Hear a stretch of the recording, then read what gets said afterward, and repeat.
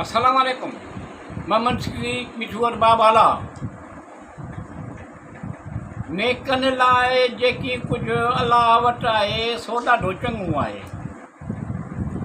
अलाह जे तरफ़ां सवाबु आहे ऐं अलाह वटि ॾाढो सुहिणो सवाबु आहे। नेकनि लाइ जेकी कुझु अलाह वटि आहे सो ॾाढो चङो आहे। अलाह जे तरफ़ां सवाबु आहे ऐं अलाह वटि ॾाढो सुहिणो सवाबु आहे। उहे परहेज़गार जेके सुख दुख में ख़र्च कनि था, कावड़ खाइनि था। उहे परहेज़गार जेके सुख दुख में माल ख़र्च कनि था, कावड़ खाइनि था।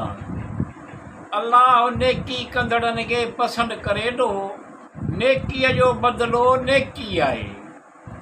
नेकनि लाइ जेकी कुझु अलाह वटि आहे सो ॾाढो चङो आहे। अलाह जे तरफ़ां सवाबु आहे। अलाह वटि ॾाढो सुहिणो सवाबु आहे। जंहिंजो साथी शैतान हुजे उहो ॾाढो पुछड़ो साथी आहे। जंहिंजो साथी शैतान हुजे उहो ॾाढो बुछड़ो साथी आहे। अलाह जे लाइ आजिज़ी कंदड़ उहे माण्हू जिन लाइ संदनि रब वटि अजुर आहे। नेकनि लाइ जेकी कुझु अलाह वटि आहे सो ॾाढो चङो आहे। अलाह जे तरफ़ां सवाबु आहे ऐं अलाह वटि ॾाढो सुहिणो सवाबु आहे। बेशक अलाह कंहिं ख़यानत कंदड़ गुनाहगार खे दोस्त नथो रखे। बेशक अलाह कंहिं ख़यानत कंदड़ गुनाहगार खे दोस्त नथो रखे। बेशक जेके कुझु करियो था, जेकी कुझु करियो था, अलाह उन खां बाख़बर आहे। नेकनि लाइ जेकी कुझु अलाह वटि आहे सो ॾाढो चङो आहे। अलाह जे तरफ़ां सवाबु आहे ऐं अलाह वटि ॾाढो सुहिणो सवाबु आहे। जेके अणॼाणाईअ में बुराई कंदा आहिनि पोइ वेझड़ाईअ में तौबह कंदा आहिनि। जेके अणॼाणाईअ में बुराई कंदा आहिनि पोइ वेझड़ाईअ में तौबह कंदा आहिनि, अहिड़नि ई माण्हुनि जी अलाह तौबह क़बूल कंदो आहे। अलाह इल्म वारो हिकमत वारो आहे।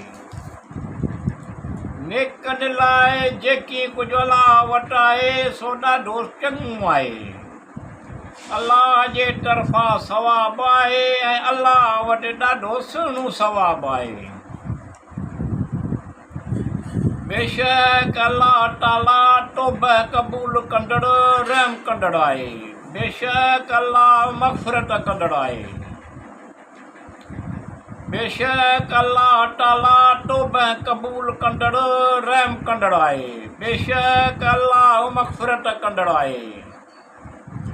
या अलाह तंगदस्ती दूर फरमा, कुशादगी अता करे, सेहत तंदुरुस्ती नेमत हज़ार अता करे।